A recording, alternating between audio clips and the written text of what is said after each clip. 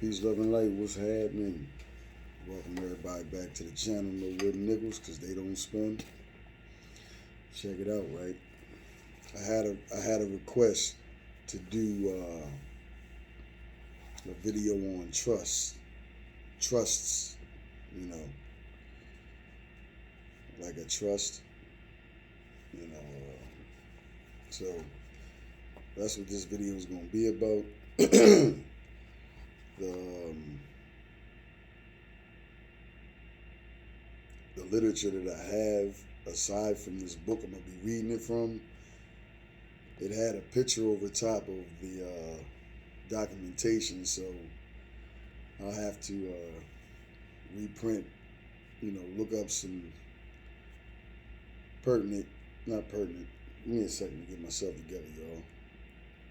To look up the adequate information, or something that'll go more into detail for you guys than what I'm about to read. This is just fundamental information regarding trusts. The chapter I'm going to be reading is labeled Trusts Explained. I want to get into the elementary aspects of a trust, and I'll be reading it from this here book. Be the one to operate your trust. Excuse me.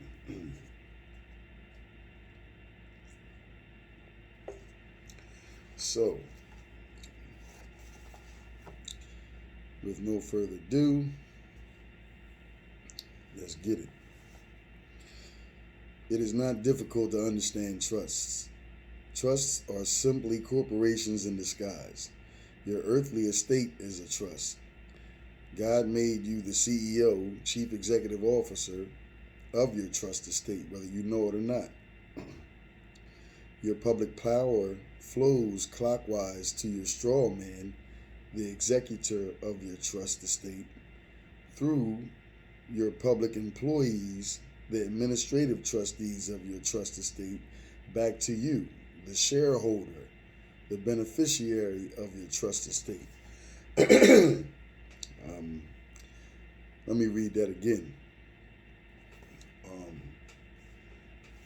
Specifically for those who aren't used to reading or encountering this sort of verbiage. Okay. Your public power flows clockwise to your straw man. Anybody been watching these videos, you're already familiar with what the straw man is. Straminius Homo. It's a corporate person, corporate construct that the government created with what looks to be, well, it's a all capitals representation of what looks like your name. However, it's a separate person than you, the living, breathing soul. Problem with that is, until you, hold on, let me not go past myself. It's a legal term by the name of, oh my goodness. The legal term that I'm speaking of, well, basically, I can't remember it right now, so let me just give it to you in plain English. It's basically assumed that you are the corporate person that the government's construct, and you, the living, breathing soul, and the government's corporate construct operate as one, unless and until you rebut the presumption. The legal term is a presumption. They presume that you and the corporate construct that they created are one. And actually, it's a transmitting utility that they utilize to move against you, the person.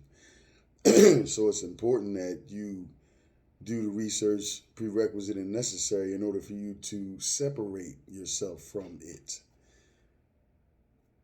Anyway, your public power flows clockwise to your straw man, the executor of your trust estate. That's just giving you the layout of how you're supposed to use it. Then to your public employees, the administrative trustees of your estate. Then back to you, the shareholder/beneficiary of your trust estate. Your government employees should be the trustees of your trust estate, transmitting power to you, the beneficiary of your trust estate. Excuse me, from your straw man. Your government employees are supposed to administer your trust estate according to God's plan for your benefit as the beneficiary of God's will. The New Testament Word of God. Now, this is just out the book. You know, I ain't really, I'm just reading what's there, y'all. The New Testament Word of God, expressed in the Declaration of Independence of 1776 and the Constitution for the United States of America in 1787 through 1791. But the federal government made a switcheroo, a bait and switch, by reversing the roles, by enticing you to accept unilateral contracts with them without your knowledge or consent. Let me read that again. And this is just for those of us who aren't, up to par with a lot of the types of modalities that the government utilizes against the people. So let me read that again. It says your government employees, no, but the federal government made a switcheroo, a bait and switch, by reversing the roles, by enticing you to accept unilateral contracts with them without your knowledge or consent. Excuse me. A unilateral contract is where party A makes a conditional offer to party B to do something if B should accept the offer, where A says to B, if you will do such and such, I will do this. A makes a conditional offer. A makes a conditional offer but asks for nothing in return except for you to meet that condition. A makes an offer seeking a unilateral contract with B in return. Let me slow that down and read that again, because when I first got this book, I had to read and reread to wrap my mind around the legal ways in which these contracts work. You get what I'm saying? So it says a unilateral contract, is where party A makes a conditional offer to party B to do something if B should accept the offer, where A says to B, if you will do such and such, I will do this. Excuse me. A makes a conditional offer but asks for nothing in return except for you to meet that condition. A makes an offer seeking a unilateral contract with B in return. B can choose to accept this offer by simply meeting the condition that is offered. B must accept the offer by performing the conditional act. No promise is asked for, only performance of the act. See? And, I'm not really going to get too deep into it. I want to keep it simplistic. I don't want to go into the different levels. This is just so people can get a general understanding of how it works. At no point does B need to perform. If B chooses not to respond and does nothing, then no contract is made. But if B meets the condition of the offer, the agreement is confirmed and both parties are now bound by the contract terms. When we accept a privilege or benefit offered by the government, we join the government and become bound to their statuses and laws. I'm going to read that again. When we accept a privilege or benefit offered by the government, we join the government and become bound by their statuses and laws.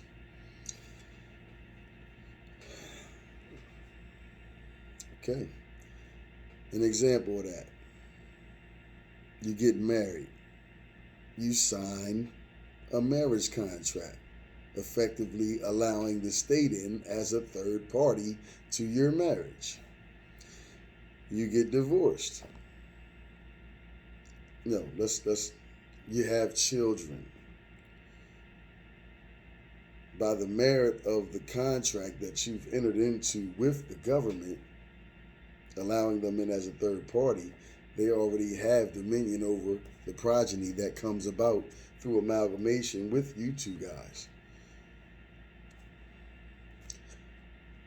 That not all the way, but it almost completely explains how the government can tell you what you're going to do with your children. If you want more intel into that process, go back through the videos and look up the birth registration process. It's laid all out. Okay. Each of us is knowingly made the trustee of a trust that the federal government established in our name when we were born and granted to itself without our knowledge or consent. Okay. Public servants, executors. John, public trustee. The state, NWO beneficiary. Okay, I'm going to show you guys the picture that it shows of the counterclockwise modality that the trust worked. But this here example is showing you how the government did it with the switcheroo, when it's supposed to be the opposite way around. Whereas we are the beneficiaries, but instead, the government is the beneficiary. And like I told y'all, they make money off your birth when they send that birth certificate to the federal government so they can in turn send it to the Department of Commerce and attach a value to it. And they also have a trust in every person that's born. They have a trust for every person that's born. So they really don't need the insurance policy. I mean, it just gets deeper. But anyway, let me go on. Power flows from the public servant through the presumed public trustee for the benefit of the state, the NWO beneficiary of the trust. I'm assuming that stands for New World Order. As the grantor of this trust, the federal government made the state the beneficiary of the trust in your stead and called it the John Doe Social Security Trust, as numbered in conjunction with your name, which holds and manages your property in trust for the benefit of the state instead of for you. However, there is a way to separate from them and become free. Affirm the truth of your status and come out from among them and be separate. Rebut their presumptions and be free. Did I not say that? And I said that before I even started reading. That was just off memory. I'm just, the book's backing me up. To go on, it says, you should be the one to execute your trust. You should be the executor, grantor, shareholder, administrator, beneficiary, and beneficiary of your trust estate. Your government servants should be the trustees who have to take orders from you and be in obedience to you, the real executor of your trust. See, that right there just explained how the government, through the Social Security Administration Act, and the birth certificate, and the Social Security card, how the government has dominion over the people. In one of my earlier videos, I said it's crazy. How did, if we want to go with the word God, let's go. Let's just keep it simple. God created man. Man created government. So how can something that is of man's creation be greater than that of man? Switcheroo. I just read it to you. Okay. In other words, the role of the trustee in your trust was changed from your government servants to you. And the role of the beneficiary in your trust was changed from you to your government servants and the state for the benefit of the state without your knowledge or consent. There are 7 elements that must be met for any contract to be legally binding.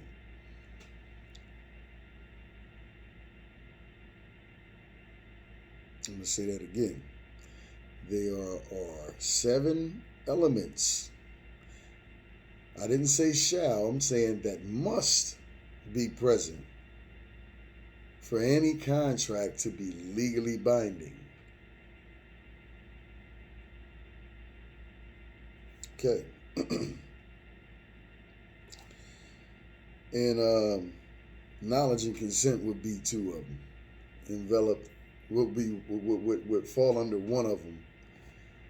You know, full disclosure. Both of those fall under that. Okay. Consideration as well. Well, you know, I'm going off of memory, but I know consideration is one of them. That means that you've been given all the information and you've had a time to think it over and make a knowing, willing, and intentional decision based off the knowledge that you were presented. The federal government usurped your role as the executor, administrator, director, shareholder, and beneficiary of your trust estate and made you the trustee of your trust estate who must take orders from the state instead from God.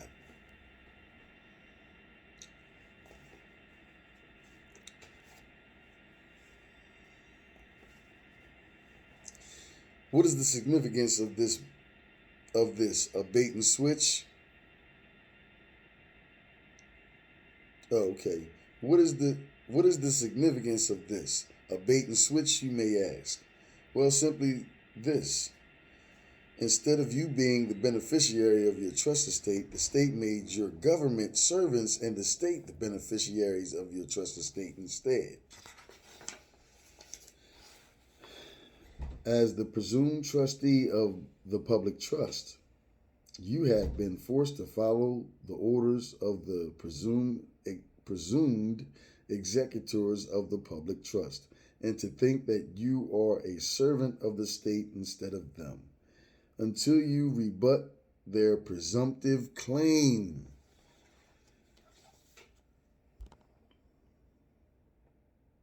Unrebutted presumptions stand as law in commerce. Just like an unrebutted affidavit stands as law. Let me see if that's all I'm going to read, or I need to go ahead and hit y'all with another little portion. Okay.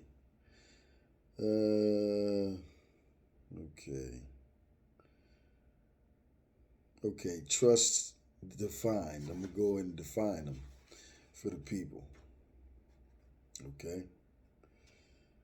Trust defined. Okay. All right. Trust defined. Definition of a trust. It's a noun.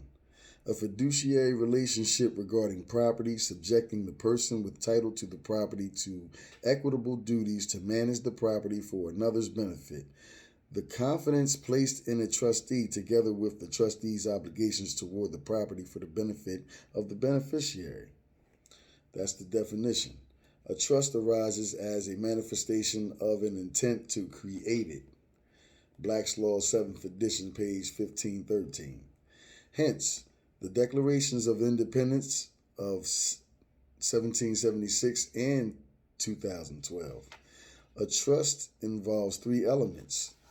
The trustee, who holds title to the trust property and is subject to equitable duties to manage it for the benefit of another person according to a set plan.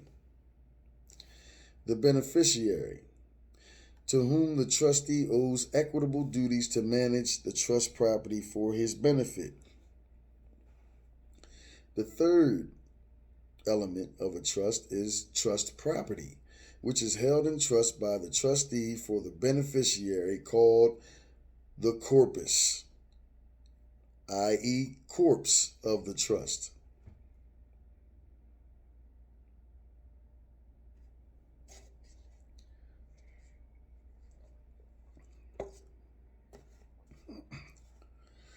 Okay.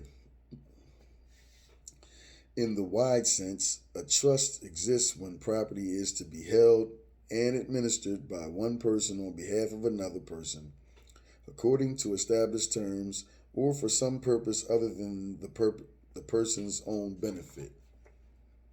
Let me read that again. I don't, when I break, when I pause, when I read, and it breaks up, it just don't come out right. And I want to make sure that the information that I'm dispensing to you guys comes across clear.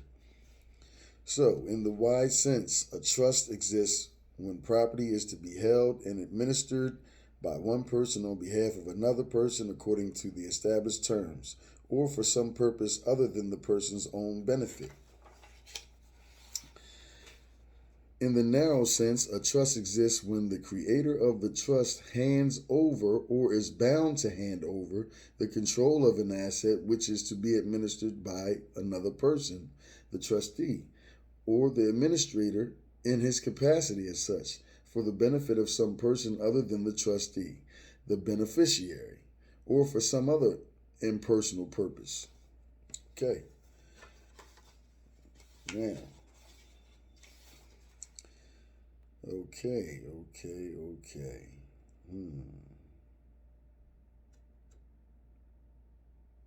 All right. Presumptions or facts. Okay, since I spoke about presumptions, let me go ahead and read that portion for you guys. Really fast. Okay. And this is just, I'm reading this for the benefit of the viewers that noted this another way. Know that they being fucked around, but just don't know, have never been given the blueprint, and you're at the mercy of these lawyers who are all frat brothers with the judge and the police. So their first obligation is not to you, believe it or not. Anyway, presumptions are facts. The state operates on presumptions. The court operates on presumptions. What binds me to their presumptions? Where's the contract? What obligations in the contract am I legally bound to perform? Did I agree to it? Was the contract valid? Was mutual consideration exchanged? What type of consideration was exchanged? What's in the contract that I am supposed to perform? Was I aware of the contract? Was the contract fully disclosed? Did I sign the contract with my autograph in wet ink? Statutory laws are public servant codes for society's slaves. Let me read that again. For the people. Yeah. I mean, it don't get no plainer than this, people. Statutory laws are public servant codes for society's slaves, for employed agents of government. We're all presumed to be employees and servants of the state until we object. He who makes, hold on, let me get it right for y'all. He who raises no issue has no issue. So when you don't object to these things, once you're made aware of them, then you're saying, yes, boss, I was going to do whatever you say, boss. Yeah, quite literally. We're servants of God, students of the earth charged with earth's cultivation and care. Oh my. See, prior, what is that? What one was that? It's one of the last videos that I did, one of the more recent ones that I did, where it went into how, the UCC's connection to our slavery. I believe it was in part 3. it broke down how we got to statutory law. See, first it was public law. Then after 1938, it turned to public policy. All right? Then public policy went to statutory law. And this is saying, and it makes perfect sense to me, if you guys take the time to, do your homework, if anybody that's interested in knowing about these things, when you do your homework, you'll find that this is accurate. Don't take Malik's word for nothing. Do your research. Statutory laws are public servant codes for society's slaves. For employed agents of government, we are all presumed to be employees and servants of the state until we object. So, I'm hoping that, this short video, brought some enlightenment to somebody out there, and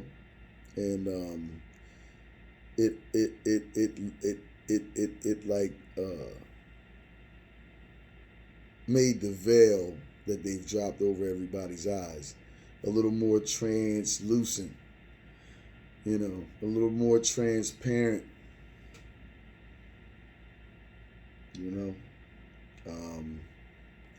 hey man, as is always, my intent is to spread and share any of the pieces and portions of knowledge that I've acquired that I know will benefit everybody that chooses to involve themselves.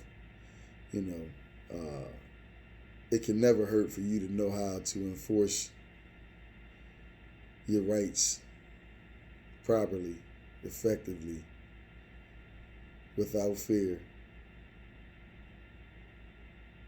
So it's always a pleasure, man, to bring the information to y'all, man. I just hope that you guys, especially if you one of the naysayers, or you think, who the fuck he think he is? Look it up, bruh, sis. Just look the shit up instead of sacrifice one of those trips to the mall and go on what's that? eBay or one of those spots where you can order shit. And order some books. Order some of these law books that you see in the law library. And the shit's in there, man. Ask Kiss. Shout out to Kiss. You want to hide something from a nigga? Put it in a book. Y'all be easy.